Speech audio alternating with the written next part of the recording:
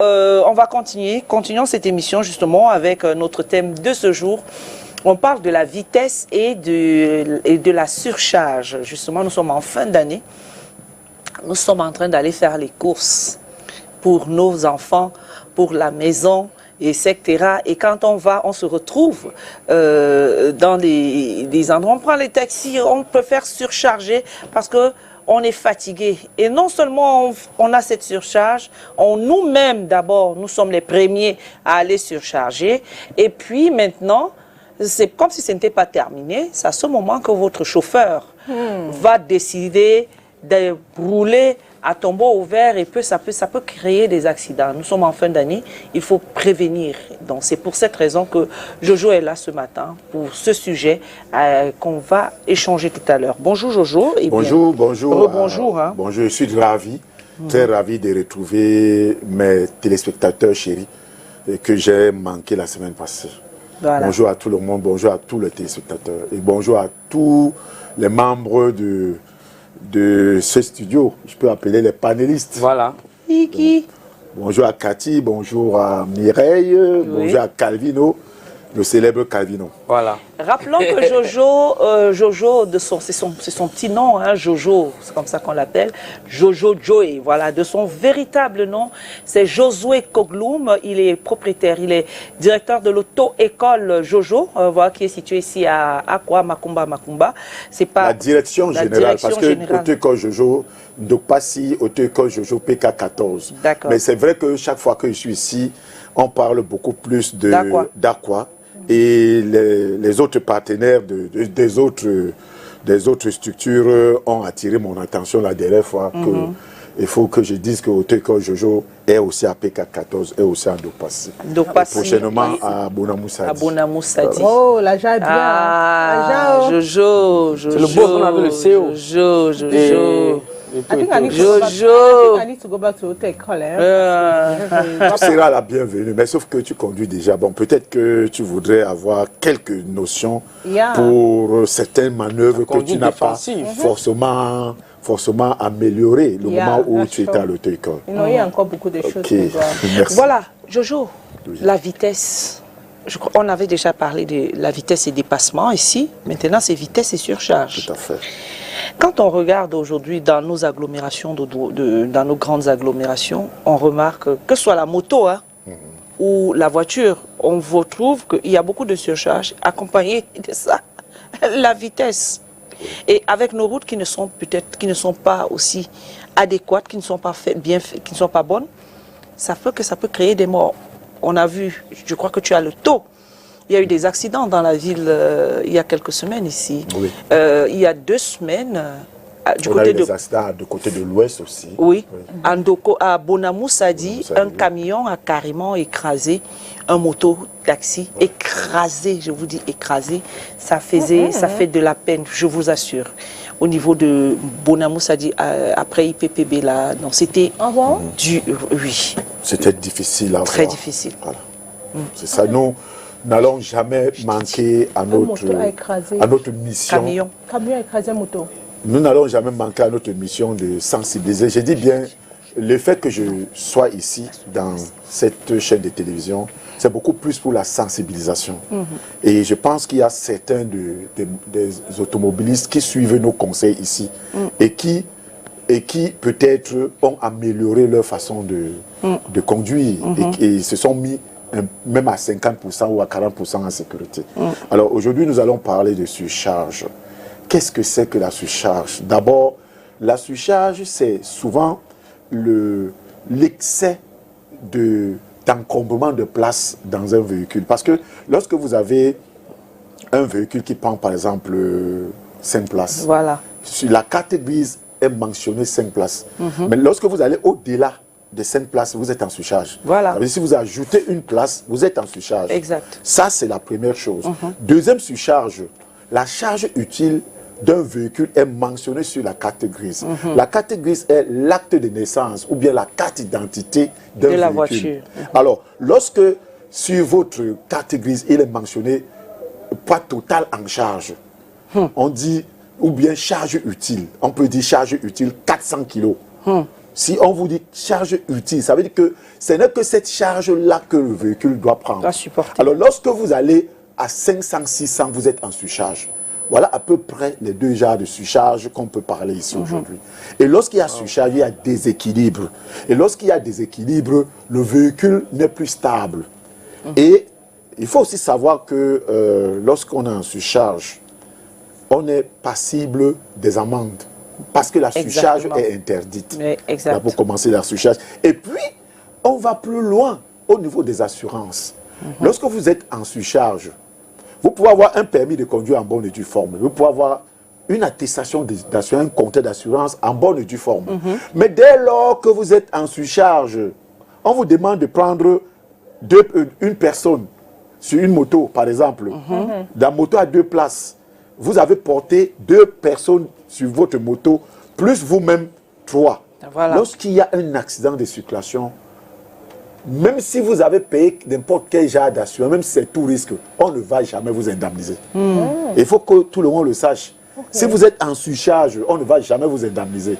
Si vous n'avez pas de permis de conduire, on ne va jamais vous indemniser. Maintenant, il y a aussi d'autres paramètres, d'autres documents qu'on peut, l'assureur peut ajouter, par exemple, la visite technique qui est périmée, etc. Mais beaucoup plus le nombre de personnes qui se trouvaient dans le véhicule au moment de l'accident et le permis de conduire.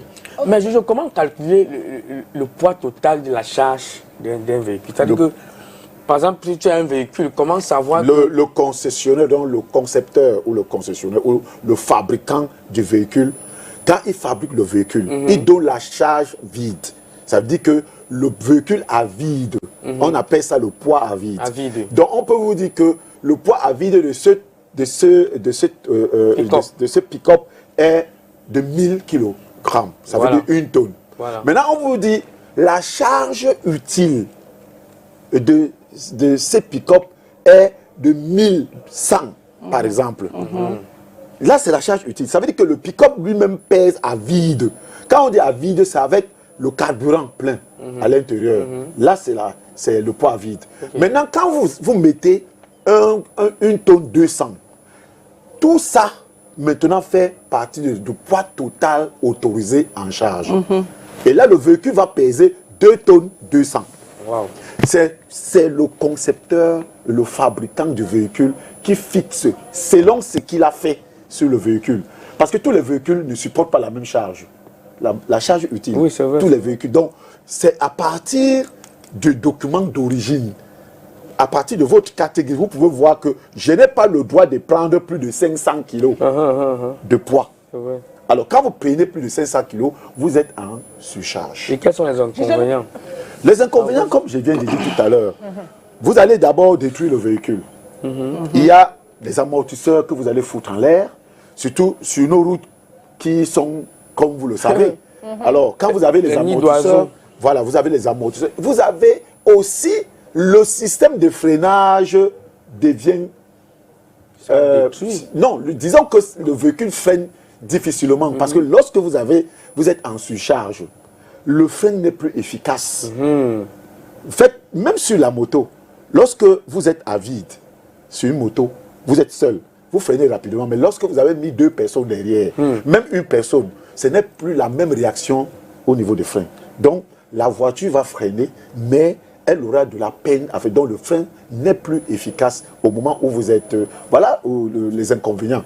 Autre inconvénient, il y a les peines que vous pouvez avoir lorsque on vous attrape, par exemple lors d'un contrôle routier, lorsqu'on vous attrape que vous êtes en surcharge, vous savez, vous pouvez payer les amendes. Voilà des conséquences qu'on peut avoir pendant les contrôles lorsqu'on est en surcharge. Okay. Now, Julia, I want to ask a question. Now, a bike, a moto. Like, how many passengers is a bike supposed to carry? Une seule personne. Une seule personne avec le conducteur, ça fait 2. C'est pour cette raison que la carrosserie de la moto s'appelle solo. Solo, je crois, c'est en espagnol. Solo veut dire seul. Donc, la carrosserie, c'est une petite carrosserie seule, qui n'a pas de démembrement. Et la moto ne peut porter qu'une personne. Sauf si cette moto a un sidecar. Okay. Je ne sais pas si vous savez ce que c'est que le sidecar. Non. C'est la troisième place qui est fixée sur la moto au niveau de la roue arrière. Généralement, aujourd'hui, des jeunes ne connaissent pas le sidecar. Pourquoi? Parce que à notre époque, il y avait des sidecars dans la vie. Il y avait des marques comme les Zundap. On voyait les sidecars. Aujourd'hui, il n'y a plus de sidecars. Le sidecar, aujourd'hui, les jeunes voient les sidecars que dans les films de guerre. Les films de guerre, les films allemands, on voit les sidecars. Ça veut dire que la troisième place qui est fixée au niveau de la roue, c'est ça qu'on appelle le sidecar. Alors, quand il y a sidecar, il peut avoir une moto peut porter 2 personnes. Mais ce que nous voyons sur nos routes ici, dans nos villes, c'est de la surcharge. Un conducteur de moto prend 2 personnes derrière. Ça, c'est de la surcharge. Et lorsque vous avez un accident de circulation, vous êtes surchargé, c'est souvent très difficile de s'en sortir. Okay. Mais vous dites que... Moi, je suis parti, like, I want to quote an example. The first thing, when you ask this, majority of these drivers, why do they overload? The first thing they'll tell you is because of maybe an increase in the price of fuel. Now, je me rappelle quand je suis parti dans mon village, I think I went to Fumban. I was going to my own village. I had to take these clandos, small cars. So what I noticed is derrière, on met au moins 5 personnes. 5 ou 6. 5 personnes derrière. Et devant, c'est 4 personnes. 4 personnes, ça veut dire que j'ai déjà vu ça. 2 personnes à droite, une personne à gauche et le conducteur au milieu. Voilà. Ça, c'est vraiment... Moi, je n'aime pas commenter ce genre de choses parce que lorsque nous voyons ça, on voit le sous-développement. On voit le sous-développement. Et le problème, c'est que ce n'est même pas seulement le sous-développement, mais c'est la cupidité des conducteurs de véhicules. Voilà. Qui font le transport. C'est la cupidité. Parce que vous avez un véhicule de 10 places ou 15 places. Disons même vous avez un véhicule de 5 places. Vous voulez avoir 8 places sur les 15. Lorsqu'on va vous donner un véhicule de 8 places, vous aurez besoin de 12 sur les 8. Et le moment où on va vous donner un véhicule de 12, vous aurez besoin de 15 sur les 12. Donc, c'est un phénomène, c'est un problème de mentalité. Vous voyez, on ne peut pas changer avec ça. C'est un problème de mentalité. Vous pouvez avoir un car coaster, par exemple, qui prend 30 places. Les gens vont toujours mettre... Dans les coasters là, c'est 4 places. Voilà. Mais là-bas, normalement, on conçoit le coaster avec 3 places. Exactement. Mais justement. ici, chez nous, on met 5. Oui. Les gars vont même jusqu'à transformer le car. Oui. C'est-à-dire les places, ils ajoutent des places, ils vont chez les soudeurs et on fabrique d'autres sièges qu'on colle. Oui.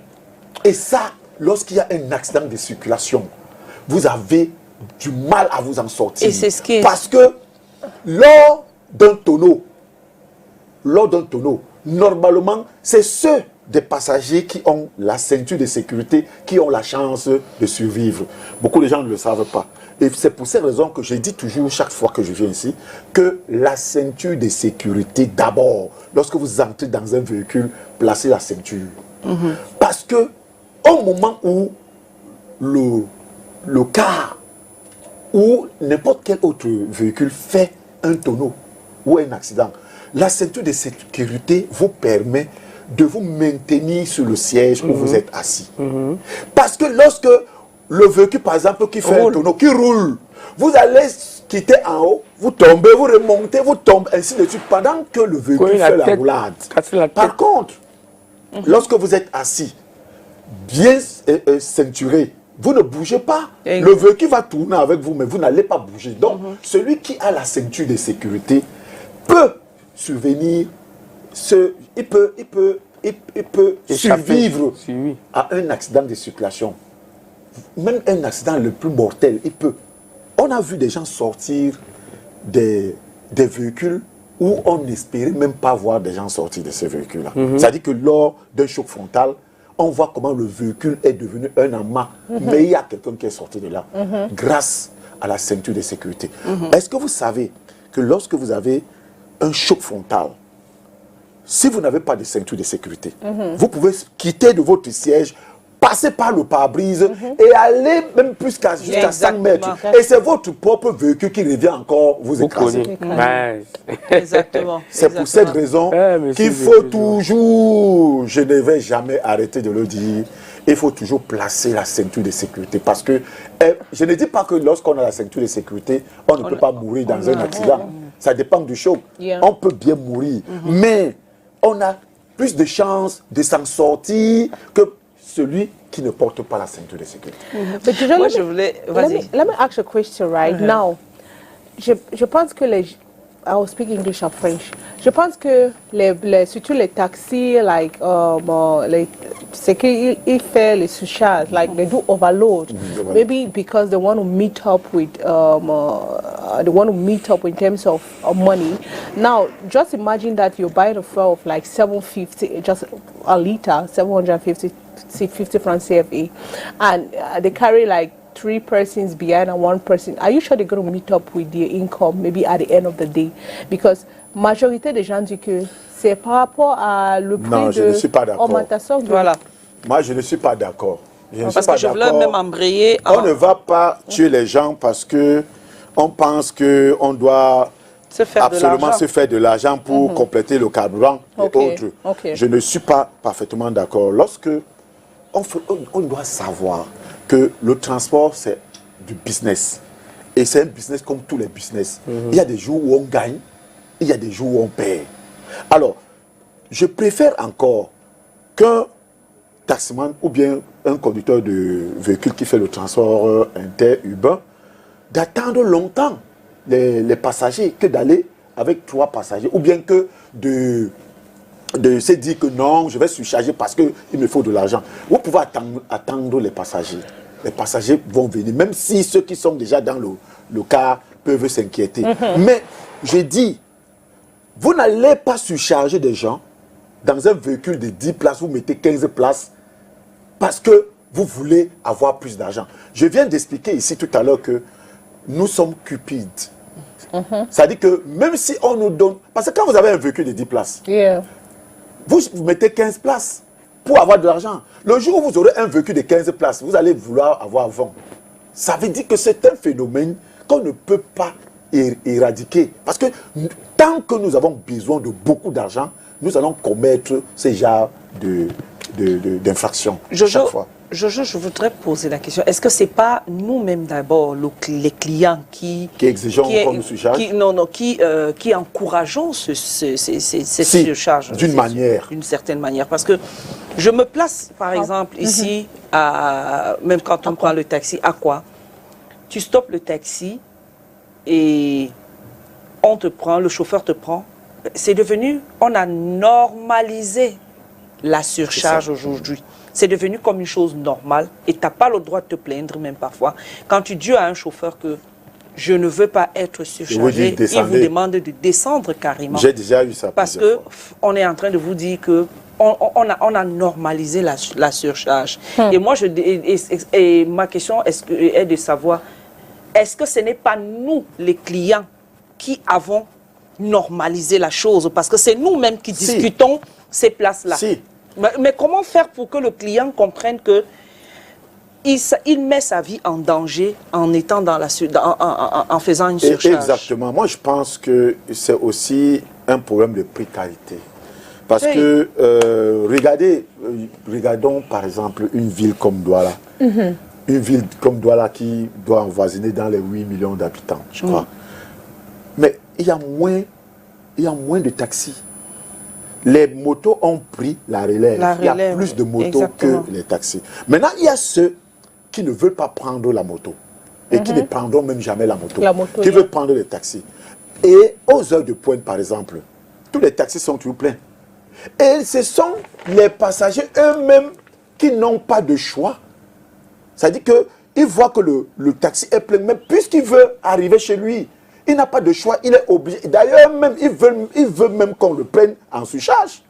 Ça encourage les conducteurs à comprendre ou à normaliser cela, et que ça devienne une affaire officielle. Parce que chaque fois que vous stoppez un taxi, il s'arrête devant vous. Vous constatez qu'il est en surcharge, vous lui demandez de partir. Parfois même, il vous insulte. Parce que pour lui, il trouve ça anormal. Comment il a déjà 4 places et vous trouvez que vous ne pouvez pas entrer. Et j'ai dit, Il dit qu'achète ta part. on n'est pas obligé de surcharger. Vous comprenez? Lorsque vous êtes dans un taxi et que le taximan veut vous surcharger, vous êtes libre de lui dire que vous ne voulez pas qu'on vous surcharge. Mais ils ont un mot. Vous descendez. Moi, je vais prendre d'autres personnes. Oui. Vous ne descendez pas non plus. On te demande de payer le déplacement. Non, vous ne descendez pas non plus. S'il veut que vous descendiez, il doit vous dédommager. Votre temps que vous avez perdu. Quelqu'un ne peut pas vous prendre Ça, c'est la loi. Ça, c'est la loi. Quelqu'un ne peut pas vous prendre le Bounamou Sadi. Ça veut dire que c'est des gars qui ne maîtrisent même pas d'abord la Exactement. loi avant de faire de telles choses. Voilà. Quelqu'un ne peut pas vous porter à Bounamou Sadi. Vous arrivez, par exemple, à Bonateki, il veut surcharger. Vous lui dites que non. Je n'accepte pas la surcharge. Il vous dit, descendez. Vous dites que vous ne descendez pas. Et c'est normal. Il vous a perdu du temps. Puisque la surcharge n'est pas légale. Il ne peut pas vous demander de sortir. Vous ne sortez pas. Il vous amène là. Et il faut chercher à être dans son droit. Un chauffeur de taxi ne peut pas vous dire, après avoir fait 2-3 km, vous demandez de descendre parce qu'il veut vous surcharger. Vous dites que vous ne voulez pas qu'on vous surcharge. Il n'a même pas aussi le droit de vous dire de payer une autre place parce que cette place n'existe pas sur la carte grise. Un autre fait. Il n'a pas le droit. Donc, il doit vous amener à bon port, Oui. à votre destination. Brutaliser, tu vas le faire comment? Non, il ne peut pas vous brutaliser. sur la base S'il de ça. veut vous brutaliser, je pense que il ne sera pas, il y a vous n'êtes les- pas seul en route. Il y aura quand même des gens de bonne foi et qui connaissent le droit, qui ça, vont voilà. intervenir. Je ne peux pas descendre Ok. parce que vous m'avez pris d'une destination à une autre. Et le tarif est réglementaire, il est officiel. Je sais que c'est 350 francs, je crois. Ça fait très longtemps que je n'ai pas pris le taxi. Ça fait C'est environ 300 8 ans. aujourd'hui. Ça fait 300. 8 ans que je ne suis pas entré dans un taxi. Ah je bon? m'excuse. Oui, oui, parce que je as sa roule voiture. avec mes voitures. Donc, j'ai appris que c'est 300. C'est 300. 300. Et maintenant, Et que les certains téléspectateurs nous m'excusent. exigent maintenant un montant. Pour ceux qui sont à l'OPOM, ils payent 350. Moi, je Très dis bien. c'est de la Donc, que bêtise. les- Non, ce n'est pas 350, c'est 300. 300, Le prix je crois, officiel. oui. Donc que les téléspectateurs m'excusent, je ne connais Non, pas mais le là, prix tu du fais- taxi tu fais parce que dans je le prends distance. presque pas le taxi. On s'en fout. Mais les rares fois que j'avais plus le taxi, je me suis confronté à ce genre de situation où quelqu'un veut me mettre, je suis assis devant à la cabine avec le chauffeur du taxi. Quelqu'un stoppe le taxi, il y avait déjà 3 places derrière. Il m'a demandé de reculer. J'ai dit je ne recule pas. Il me dit non. Moi, et même ce que Mireille vient de dire, c'est nous qui encourageons ça. Voilà. Et il y avait une dame qui était assise derrière le taxi qui a dit, monsieur, si vous ne voulez pas, bon, venez vous asseoir derrière, moi je monte pour prendre la 5e personne. Vous voyez, ça veut dire que les taximens vont toujours comprendre ou vont toujours avoir cette mentalité-là. Oui. Ok. Surtout quand les moutons marchent C'est ensemble. nous-mêmes qui les proposons la surcharge. Moi, je voudrais savoir, monsieur Jojo, est-ce qu'une voiture qui est en surcharge consomme plus de carburant? Très bien, ça c'est une très bonne question. Et là, c'est technique, bravo. Je dis, c'est vrai que ce n'est pas le thème d'aujourd'hui, on en parlera un autre jour. Lorsque le véhicule est plus chargé, il consomme plus de carburant. Lorsque le véhicule est plus chargé, lorsqu'on a dépassé la charge utile, le véhicule peine. Parce que le se moteur déplacer. souffre. Le moteur souffre. Lorsque vous voulez même grimper une colline, Voilà. vous êtes en surcharge. Le moteur va peiner et il aura besoin de plus de nourriture. Et sa nourriture, c'est quoi? C'est le mélange comburé, c'est-à-dire le combustible. carburant et le comburant. Le carburant, c'est par exemple l'essence et le comburant, c'est l'air. Parce que le moteur a besoin de ce mélange carburé pour avancer. Et en ce moment, il en a besoin, beaucoup plus besoin. C'est pour cette raison que le véhicule va consommer plus de carburant lorsqu'il est en surcharge. On va continuer parce qu'on aura le Vox Pop. J'espère que c'est bon de ce côté dans quelques minutes. Mais juste attirer votre attention, chers téléspectateurs, que vous pouvez appeler au numéro de téléphone qui est affiché là au bas de l'écran. Vous pouvez envoyer des messages via WhatsApp. Si vous n'êtes pas au Cameroun, vous nous regardez des 4 coins de l'Afrique et du monde entier. Vous pouvez envoyer vos messages à ce numéro de téléphone via WhatsApp. On va lire, bien évidemment. Donc, continuons. En attendant, nous continuons notre discussion avec Jojo, avec qui, puisqu'on parle justement de la... On s'est un peu appesanti sur la surcharge. Justement, on va revenir sur la vitesse, mais la surcharge, c'est quand même quelque chose de très grave. C'est ce que nous vivons au quotidien ici au Cameroun, que ce soit dans toutes les 10 régions même du Cameroun, on vit un problème de surcharge. Et parfois, et ajouter à cela, parfois quand il y a la vitesse, c'est la mort qui... C'est un cocktail mortel. Voilà, un cocktail mortel. Vraiment. Et alors, quand il faut, dans ce cas de figure, puisqu'on parlait des gens des Camerounais eux-mêmes qui acceptent ça, sont complices de la surcharge. Moi, ma question est de savoir, est-ce qu'on ne devrait pas faire des campagnes, justement, pour faire comprendre à l'homme de la rue, l'homme dans la rue, qui stoppe le taxi, que quand il surcharge, il se met déjà lui-même en danger. Je pense que... Ou bien il va répondre que tu bois, tu ne bois pas, tu mourras. Nul n'est censé ignorer la loi. C'est le mot que j'entends souvent les gens dire. Et c'est vrai. Lorsque quelqu'un trouve un véhicule qui a 5 places, déjà, les 5 places sont déjà assises, occupées. Et que lui, il est la 6e place. Quand il entre, il sent, parce qu'on vous met sur un siège d'une place. Vous venez coller un côté de votre fesse. Et vous payez le tarif normal. Et vous payez le tarif normal. Vous savez vous-même. I feel like people don't do it conscious. They don't do it because they like. Maybe you are in a hurry or in a haste to get to work, and you notice that you've been standing by the roadside for more than even an hour to get a taxi. Le taxi ne vient pas. Et tu n'as pas quelqu'un qui aime prendre la moto. Tu n'as pas le choix. Le dernier taxi qui vient devant toi. C'est pour ça que j'ai parlé de précarité. Précarité dans le transport. Parce qu'on n'en a pas assez. Il y a des villages où vous pouvez voir un véhicule une fois par semaine. Vous voulez vous déplacer. Lorsque ce véhicule arrive, même si c'est un véhicule de 5 places et qui va prendre 20 personnes, tout le monde va vouloir entrer. C'est pour ça que j'ai parlé de précarité dans le transport. C'est ça. Maintenant, la vitesse. Je vais toujours le redire parce qu'on l'a toujours dit ici. On l'a déjà dit ici. La vitesse est la première cause de mortalité dans la circulation. Parce que c'est la vitesse qui engendre le dépassement. Oui. Si vous n'êtes pas en vitesse, vous n'avez pas besoin de dépasser. Oui. Et quand on va dépasser, on se tue. On avait parlé du dépassement ici. On avait dit que c'était la manœuvre la plus meurtrière de la route. Et on fait le dépassement que parce qu'on est en vitesse. La première cause de mortalité, c'est la vitesse. Et ça, on va toujours le dire. Et l'homme, l'être humain, dont le conducteur est le responsable des accidents. Quand j'entends les gens parler de la route, chaque fois on dit il y a une cause qui est attribuée au chauffeur, il y a une autre cause qui est attribuée à la route, il y a une autre cause qui est attribuée, je ne sais pas moi où, à la signalisation routière. J'ai dit faux. Tout ça, c'est faux. La cause, c'est le conducteur. Je vais m'expliquer ici. Ce n'est pas, quand vous conduisez par exemple au crépuscule, ce n'est pas le véhicule qui va vous demander d'accélérer. Le véhicule ne roule pas seul. Il y a quelqu'un qui conduit le véhicule. Voilà. Et c'est cette personne qui doit savoir que je roule sur une mauvaise route, par exemple. Je dois réduire ma vitesse. Je roule sur une route éclairée. Je peux aller un peu plus vite. Mais cette route que j'emprunte là maintenant n'est même pas éclairée. Et je ne sais pas ce que je vais trouver devant. Donc, je suis tenu d'adapter ma vitesse en fonction de l'environnement, en fonction de l'état de route, en fonction de l'état même, de mon état, moi le conducteur, en fonction de l'état du véhicule.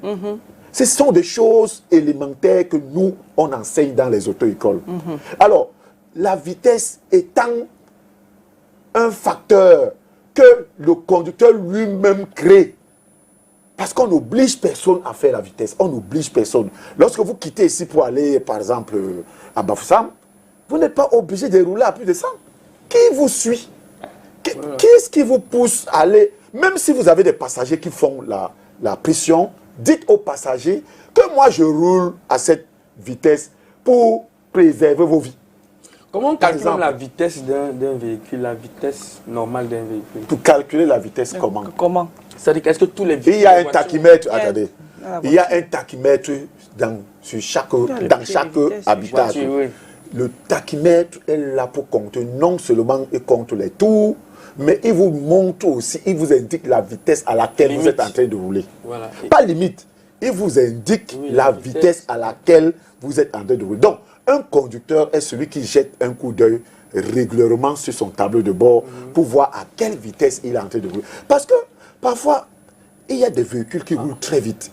Les véhicules dont le confort est tellement bon que même quand vous roulez à 150 km/h, vous ne ressentez pas. Mais c'est celui qui est à l'extérieur qui vous voit passer, qui sent que Qui ressent. vous êtes en train de rouler. Exactement. Mais c'est le jour où vous faites un accident que vous sentez que vous étiez vraiment en train à de rouler vive allure. vite. Donc, en regardant le tachymètre, on voit à quelle vitesse on est en train de rouler. On peut enlever son pied sur l'accélérateur et pouvoir rouler moins vite que ce que vous êtes en train de faire. Voilà, on revient. On va aller reculer 11h40 minutes. On a même débordé déjà. Il y a quelqu'un. Ok, en ligne, bonjour. Allô? Allô, bonjour. Bonjour monsieur, on vous appelle comment? Vous appelez d'où? Je m'appelle William, j'appelle depuis l'Orbesso, le voisin de monsieur Jojo. Bonjour d'abord, monsieur Jojo. Bonjour voisin.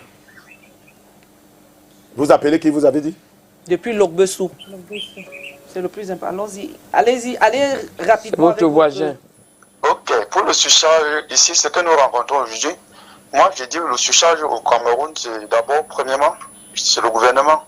Parce que si le gouvernement d'abord ne prend pas soin de nous mettre en sécurité, les gens vont toujours faire du n'importe quoi en route. Parce que tu vois dans le taxi, quand il y a surcharge, le chauffeur lui va te dire que c'est parce que lui ne parvient pas à joindre les deux bouts. C'est la raison pour laquelle lui, il se permet de surcharger. Et tu vois, dans une ville comme Douala, on n'a pas de train, on n'a pas de bus locatifs, sont déjà vieux, ça ne fait pas le travail. Donc il y a tellement de surpopulation. On a la surpopulation.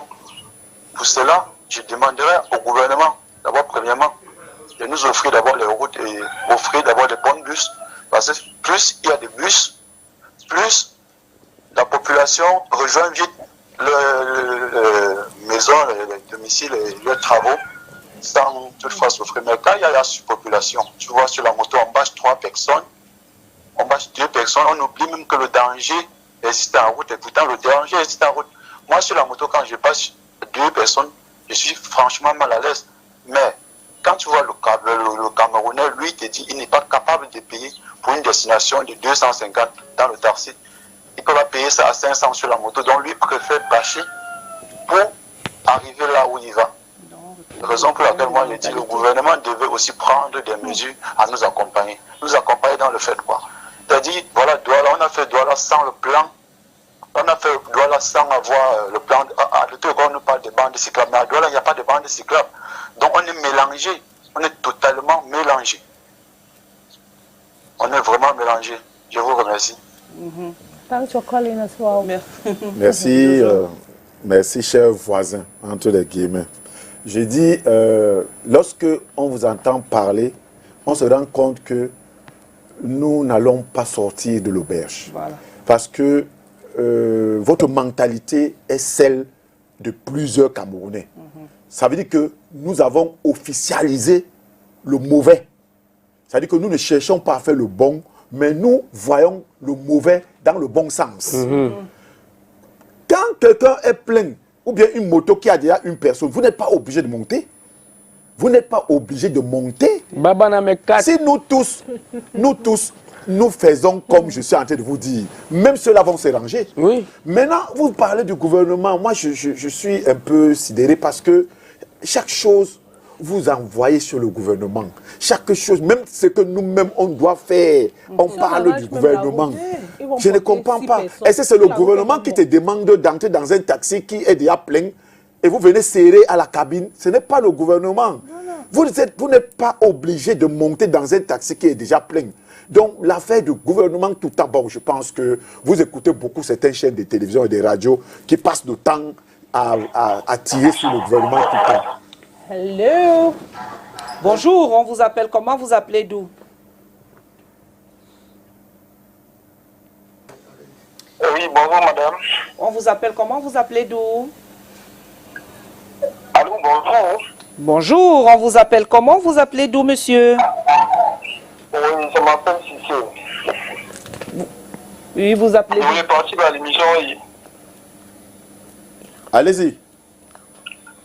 Oui, je vous encourage. Je suis là, je suis l'émission. Ça nous fait plaisir d'apprendre beaucoup de choses, ce que vous dites à la télé. Moi, je suis sénégalais, mais j'aime beaucoup votre émission. Je vous salue encore une fois. Merci beaucoup. Merci, Nangadef. Merci Nangadef. beaucoup, merci. Thank you. Magnifique. Guérilleuf. Eh, Alhamdoulilah. Il appelle du Sénégal. Voilà. Okay, I feel like Jojo. Oui. I think the first caller, the person that called, maybe when he said maybe the government needs to do something, he's talking based on the price of fuel, because if it's about road, for me, the more the road is even bad, it's going to give them. It's a reason why maybe parce que maintenant they carry 3 people behind and maybe 2 in front. I think if the road was even passable, more passable, they'll carry like 4 behind and even 3 in front. Cathy, Parce que la route passe like Cathy, it's more, it's ici easier. pour aller au village, à village, on met 4 personnes derrière. On se place là à Ancienne Dalip. Donc, 4 derrière, 2 devant. Bon, moi je veux juste comprendre. Est-ce que la route de village... Bonjour. Bonjour monsieur, on vous appelle... Good morning. On vous appelle... Oui, on vous appelle comme... Le monsieur là, il a raison. Parce qu'on a toujours tendance à jeter la faute sur les basculeurs, sur les taximans. Bon, l'usager lui-même, donc, c'est-à-dire que le passager lui-même, qu'est-ce qu'il a pas? Voilà. Qu'est-ce qu'il a pas? Parce que il va dire non, le circulaire charge, aime tout le surcharge, le chauffeur aime tout le surcharge. Lui-même, il voit le taxi est déjà plein. Lui-même, il voit la moto est déjà plein. Il stoppe, il demande qu'on le passe. Après, ils sont les premiers à crier. Ok, wow. C'est le client même qui encourage, Jojo, comme on était en train de dire. On est en train de dire que Voilà. on n'est pas obligé, hein, on n'est pas obligé. On n'est pas obligé d'entrer dans un taxi qui est déjà plein. Mais on entre parce que on encourage ça. On encourage ça. On s'est dit que, bon, j'ai déjà fait 1 heure de temps sur place, je ne trouve pas de taxi. Alors, tout taxi qui va passer là, même s'il a 6 personnes, je viendrai être la 7e personne. C'est ça, c'est nous qui encourageons ça. Donc, je ne suis pas d'accord pour ceux qui parlent de gouvernement. Qu'est-ce que le gouvernement doit faire? Il y a la police en route. Quand les policiers font leur contrôle, ils vous interpellent en surcharge, on vous verbalise. Et surtout quand vous Et on ne va pas, le gouvernement ne va pas aussi mettre un policier ou un gendarme derrière chaque conducteur de moto ou derrière chaque conducteur de taxi. Il faut aussi qu'on se comprenne comme ça. Et surtout Bonjour le panel, moi c'est Jacques-Emmanuel Juste. Vous pour ajouter que si la police est complice de ces taximans, que peut faire l'usager? Le prix pour la surcharge est connu par tous. Merci. Oui. Voilà, voilà. That's a good question. Le problème c'est que, je vous donne un exemple. Je ne sais pas si... Bonjour, quelqu'un au bout de la ligne. Seigneur, on va avoir même notre Vox Pop là. Quelqu'un au bout de la ligne, bonjour, on vous appelle comment? Vous appelez d'où?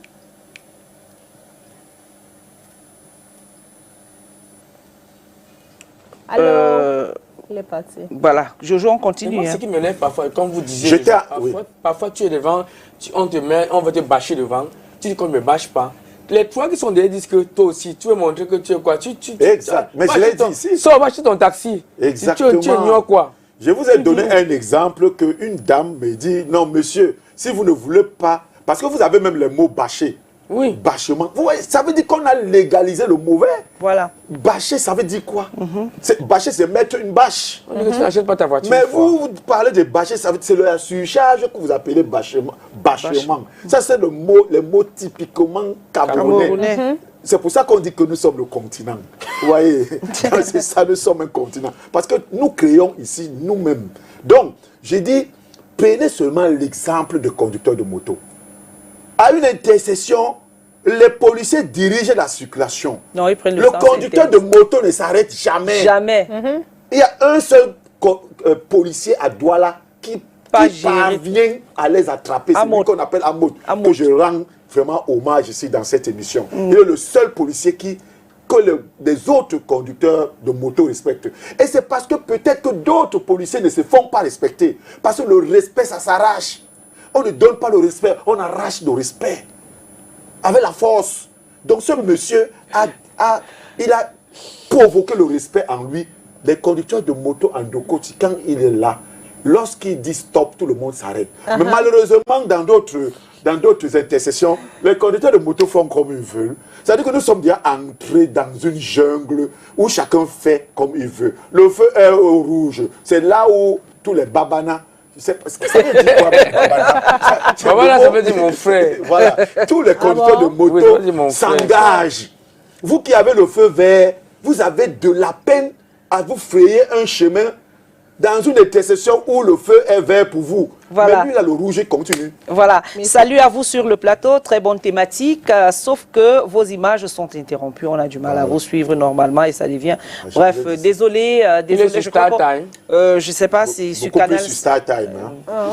Tous les abonnés StarTime ont le même problème. Voilà. Je crois qu'on va... L'équipe technique va gérer ça pour remédier à ce problème. Vraiment désolé, Oumar, depuis Yaoundé. Jojo est d'une cohérence remarquable. Il maîtrise son sujet, comme au conseil de Massok son loulou. Oh là là. Je voudrais qu'il nous parle de la musique dans les voitures que certains trouvent normales et d'autres pas. Bonjour, on vous appelle comment? Vous appelez d'où, Seigneur? Oui, je suis David Bissou. Et puis voilà, je dis, je joue cohérent dans son propos. Il est tellement David cohérent, il maîtrise sa chose. Voilà, comme dans le conseil de Massok son loulou. Je voudrais demander à M. Jojo de nous expliquer un peu l'histoire de la musique dans les voitures. Parce qu'il y a certains passagers qui aiment la musique, d'autres n'aiment pas. Qu'est-ce que Jojo peut nous dire concrètement pour la musique dans les voitures? Surtout le volume. Ok. Je vais vous répondre. Merci beaucoup. Merci de vouloir m'amener tout dans la politique chaque fois que je suis dans cette émission. Moi, je ne viens pas ici un homme politique. C'est vrai que je suis un homme politique, mais je ne parle pas politique dans cette émission. Ici, je viens pour sensibiliser les Camerounais par rapport à la circulation, routière. Ok. Bon, maintenant, vous avez parlé de la musique. Dans aucun code de la route, on interdit la musique. Si vous avez un code qui interdit la musique, vous allez me citer le nom du code, je vais aller chercher. La musique fait partie de la conduite automobile. Lorsque vous ne voulez pas vous endormir, par exemple, vous pouvez mettre de la musique. Je n'ai pas dit que vous mettez une boîte de nuit à l'intérieur de votre véhicule, mais la musique, c'est aussi un accompagnement. Est-ce que vous savez que de nos jours, beaucoup de foyers n'ont plus de poste radio à la maison? La plupart des personnes écoutent la radio que dans des véhicules. Il n'est pas interdit. Mais sauf que lorsque vous utilisez abusivement de la musique dans votre véhicule, vous êtes confronté à plusieurs dangers. Par exemple, vous abordez un passage à niveau. Il y a un train qui arrive et le train est en train de siffler. Vous avez la musique dans le véhicule. Vous n'avez pas entendu le sifflement du train. Le train peut vous écraser. Ça, c'est la première conséquence. La deuxième conséquence, c'est que le bon conducteur est celui qui écoute son véhicule lorsqu'il roule. Il écoute le véhicule. Parce que lorsqu'il y a une panne qui peut vous amener même à faire un tonneau, c'est le bruit qui vous alerte. Vous avez par exemple une roue qui a été mal vissée, mal boulonnée, parce que peut-être vous avez eu une crevaison, on a changé la roue, et la personne qui a changé la roue, ou bien vous-même, vous ne l'avez pas bien vissée. Alors, la roue va commencer à se détacher petit à petit. C'est le bruit, en tant que conducteur, c'est le petit bruit qui va vous alerter. Alors, chaque fois que vous entendez un bruit qui n'est pas habituel, donc un bruit inhabituel dans votre véhicule, c'est qu'il y a quelque chose qui ne va pas. Vous avez l'intérêt de serrer et sortir, regarder ce qui ne va pas. Alors la musique va donc vous empêcher à Écouter ces petits bruits-là. Ce n'est que ça. Mais sinon, la musique n'est pas interdite dans la communauté autonome. Le problème, c'est les hommes en uniforme. Le suzerain a son prix. Merci. Bon, c'est quelqu'un qui écrit. C'est possible. Bon, je ne sais pas si le Vox Pop. Il faut le lancer. Malheureusement. Je ne sais pas si il est déjà 11h54. On se sépare dans 1 minute 30 secondes. Voilà. On lance le Vox Pop. On lance le Vox Pop? Oui. Et puis on finit. Après. Non, le réalisateur dit non. Il dit non. Bon, c'est notre ami. Il y a encore un message. Quand le réalisateur dit non, on écoute. Bonjour au panel, ici à PK14, il n'y a pratiquement pas de moyens de transport. Les usagers n'ont pas d'autre choix que de bâcher pour pouvoir arriver à l'heure au travail ou à l'école. Monsieur Jojo, qui dit qu'il accuse les usagers d'encourager le bâchement, ne connaît absolument rien de la réalité au pays. Ah bon? Il est certainement véhiculé et n'a jamais attendu un taxi ou une moto sur le bord de la route. Si tu es à PK14 le matin et tu dis que tu refuses le bâchement, tu risques de ne jamais arriver à l'heure au travail. C'est pour ça que j'ai parlé de la précarité dans le transport. Il n'a pas la précarité. J'ai parlé de ça, monsieur. Voilà. Je pense qu'il va falloir reprendre le thème. Je crois qu'on va revenir... On revient sur ce thème lundi, parce qu'on n'en a pas fini vraiment. Jojo, c'est toi qui décides. Non, c'est pas moi qui décide, c'est une proposition. On revient. On va continuer, justement, parce que justement, il y a la vitesse qu'on n'a pas engagée avec tout ça. On va revenir sur le sujet. I think it's a good opportunity for people to call earlier. Et puis d'appeler tôt, vraiment. Well, you ask your questions, not at the end of the program where, we have so many messages, but unfortunately, on ne peut pas lire. Le lundi prochain, je viendrai avec tous les éléments qui font à ce que la vie, pour démontrer que la vitesse nous coûte cher, en vies humaines, en argent et en tout. Good. Merci beaucoup Jojo. Merci. On se retrouvera lundi encore avec Jojo pour discuter à propos de ce sujet. On revient là-dessus. Ce sera avec beaucoup de plaisir. Merci. Merci tonton Calvino, merci Cathy, et puis merci à tous les techniciens, à Denis Yamen, Nono Fetieux et Yvan Babo au son, et merci à la diffusion, à la régie finale. Merci à tous les téléspectateurs. On se retrouve demain quand il sera 10h. Refusons la surcharge. Dieu vous bénisse. À demain. Ciao. À demain.